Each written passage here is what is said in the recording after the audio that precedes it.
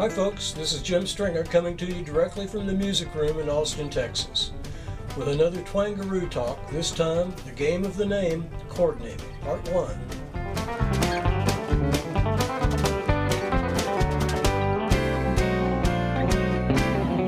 Now I'm going to start off this episode by telling you a little story. It's from an English folk tale and I've rewritten it just a little bit.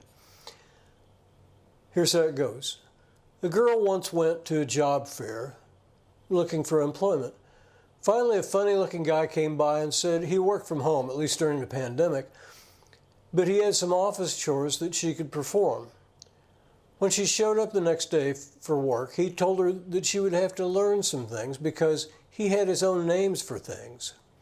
For example, he said to her, "What would you call me?"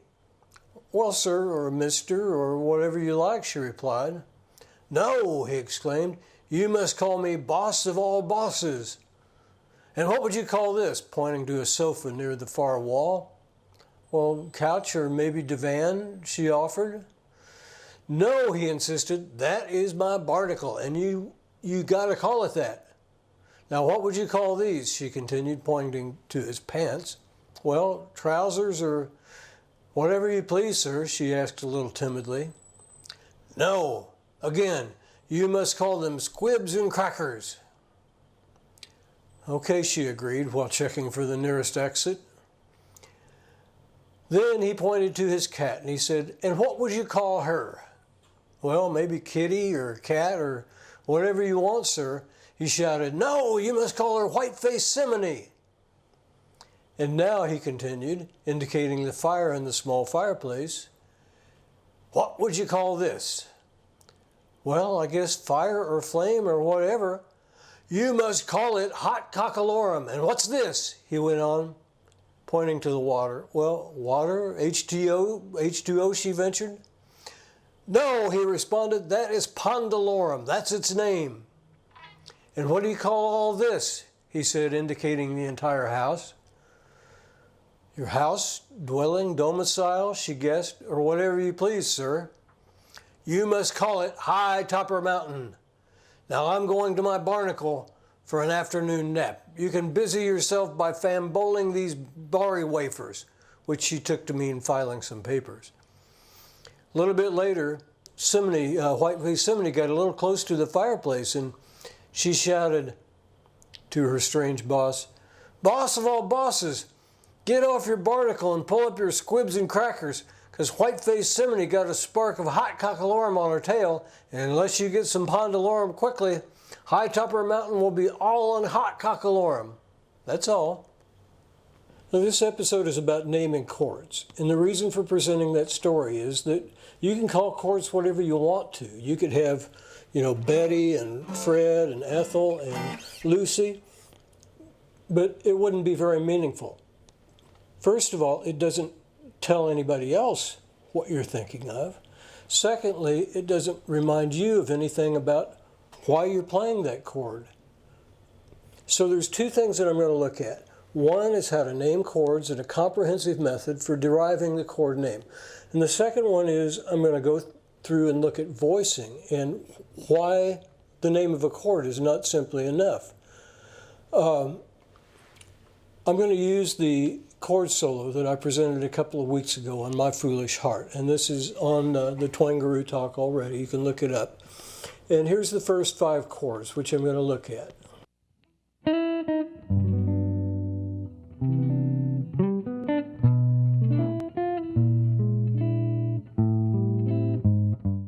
Okay, here's the chord naming procedure.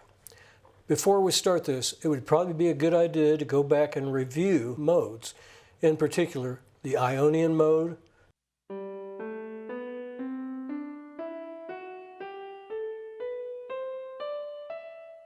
the Dorian mode,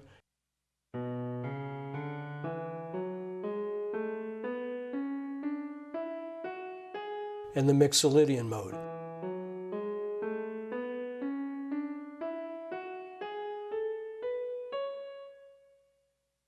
Now, I know there's a lot of information on the web on these, so I won't spend time reviewing it here. Okay, step 1, identify the root. In most modal music, the root will lie in the Ionian mode based upon the tonic. Think of this as like the most basic bass pattern. Step 2, the quality of the chord. For this discussion, all chords are based on one of these mode scales. Major, designated by an uppercase M or a delta, based on the Ionian scale. Minor chords, designated by a lowercase m or a minus sign, will be based on the Dorian scale from the root. Then dominant seventh chords, which are like D7, D9, things like that, are based upon the Mixolydian scale, and there is no quality designation included in the chord. Step 3 is determine the span of the chord when arranged in root closed position. Now, root closed position is when you take the actual chord tones that you're playing and rearrange them in thirds so that you have root, third, fifth, seventh, ninth, 11th, and 13. Here's the C major 9, the second chord. It sounds like that. There's the C major 9th arranged in root closed position. Not all of those notes will appear in the chord.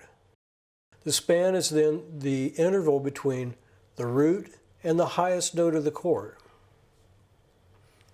Step 4 is to identify altered notes, that is, those notes that are not part of the associated modal scale. I'm going to go through the first 5 chords in My Foolish Heart in this arrangement and analyze these chords. The first 5 chords in the arrangement are G major 7, C major 9, B minor 11, E7 flat 5, and A minor 7. Now I'll analyze in depth those first 5 chords from My Foolish Heart based upon the 4 steps that I put out. The first thing to do is to identify the root progression, that is, the roots of the chords. These will all be based upon, since we're in the key of G, these will be based upon the G Ionian scale. Now that's not to say that we'll name the chords from that, but we'll use that to determine the roots of the chords. And this is what we wind up with. G, C, B, E, A. Now, a good bass player would certainly figure out a more interesting bass pattern than that, but these are the notes based upon the Ionian scale, and that's what we use to determine the roots of the chords. Now that I've identified the root progression, I've essentially done step 1 for each one of these chords. But let's go through them just step by step here. So we've got the root is G. Now we have to determine the quality of the chord. And here's the notes that we played in this. We've got G, F sharp, B, and E. That's as good a job of sight reading as I can do. To identify the quality, we have to determine what scale this is based upon. If it were a minor chord, it would be based on the Dorian scale, and the Dorian scale would have a B flat in it. This, in fact, has a B natural. So we know it's either a dominant 7th or a major chord. Now, the dominant 7th chord would have an F natural in it. That would be the G Mixolydian scale, has an F natural. This, in fact, has an F sharp. So this is, in fact, an Ionian scale. Therefore, it's a G major chord. Now, the next step is to write the chord in root closed position, which is what I've done right there. And the notes in root closed position would be 1, 3, 5, 7. And then we identify the distance between the lowest tone in the chord, which is a G, and the highest tone, which is an F sharp. So this, in fact, is a G major 7th chord.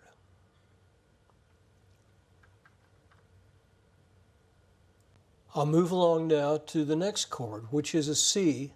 We've identified the root. Let's find out what the quality of the chord is. Here's the notes as they're played. We've got C, E, B, D. Now, if this were a Dorian mode, it would have an E flat. But we've got an E natural, so it's not a minor chord. That means it can be either Dorian, Mixolydian, or Ionian mode. Well, if it were Mixolydian, it would have a B flat. That's the C Mixolydian scale would have a B flat. So this is not a dominant seventh chord, therefore it's an Ionian mode. It's a C major. And then let's figure out to continue. That's step number 2. It's a C major. Step 3 is to write it down in root closed position, which is what I've done right here. Now you notice it doesn't have, if it were a C, we'd write root, 3rd, 5th, 7th, 9th. And in fact, it's got the root, 3rd, it has a 7, and then the next note is a 9th. So I write it in root closed position and then look at the distance between the lowest note and the highest note is a 9. So this chord is in fact C major 9.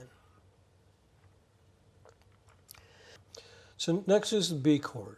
We've identified the root as a B. And the notes that we're playing are B, A, D natural, E natural. Okay, step number 2 is to determine the quality.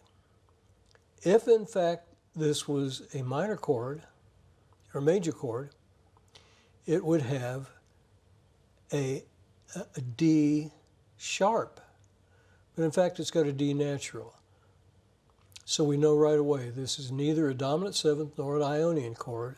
This is in fact a B minor chord and based on the Dorian scale. So we can move on to step 3 now and write the chord in root closed position, which is a friggin' mess right there. And we see that what we've got are in root closed position. We've got the root, the 3rd, the 7th, and the 11th.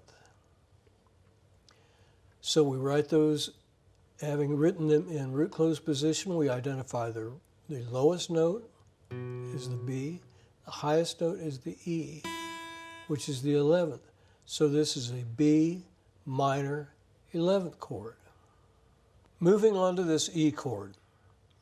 We've identified the root already, that's step 1. And step 2 is to determine the quality of the chord.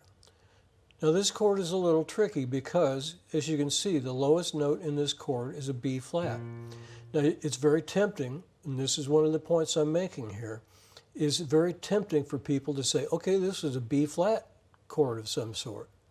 And you could, as a matter of fact, name it as a B flat 7 flat 5.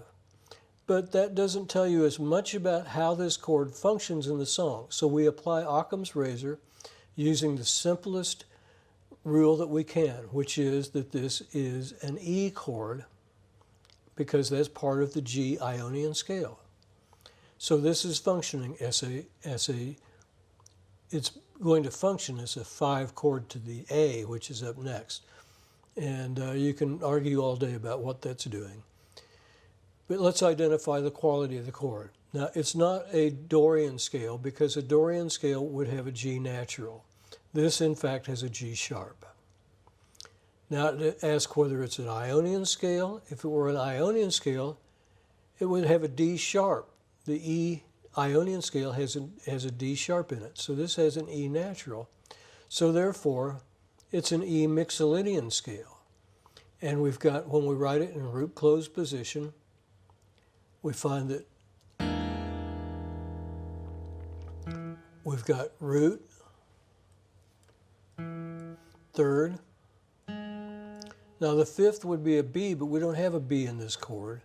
So I've written that in parentheses down here. There's no 5 in it. But it has the 7, the Mixolydian 7th, And then the B that's in this is a flat. So this is a 5. The 5 would be B, but this indeed is a flat 5. And we look at the span of the chord is E to D, which is a 7th. So this is an E7 flat 5. At last we're down to the A minor 7th. And once again, I've given it away, spoiled the mystery. We had already discovered the root was an A. And the notes that we're playing in this chord are starting out with the A right here.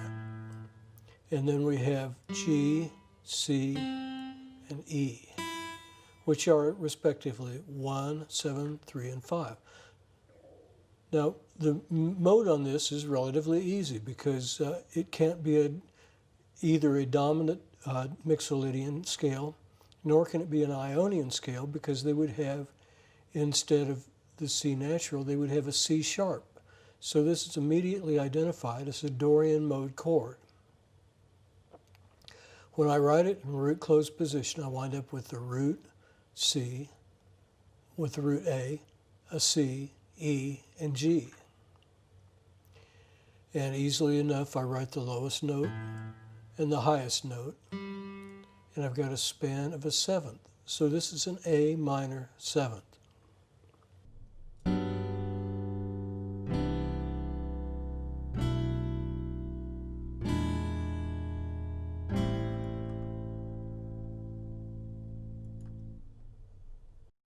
Okay, so that goes through how to derive the names of those first 5 chords in my arrangement of My Foolish Heart.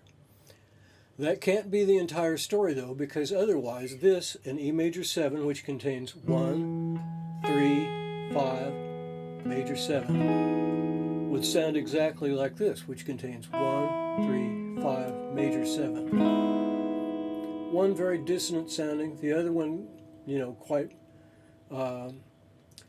vanilla, pretty pure. So what makes the difference is the chord voicing, the way that the notes are arranged, the intervals between the notes. And that's what I'm going to talk about in the next one of these, What's in a Name. So I appreciate you tuning in to TwangGuru Talk, and my name is Jim Stringer, and hopefully I'll see you at the next TwangGuru Talk. Thanks a lot.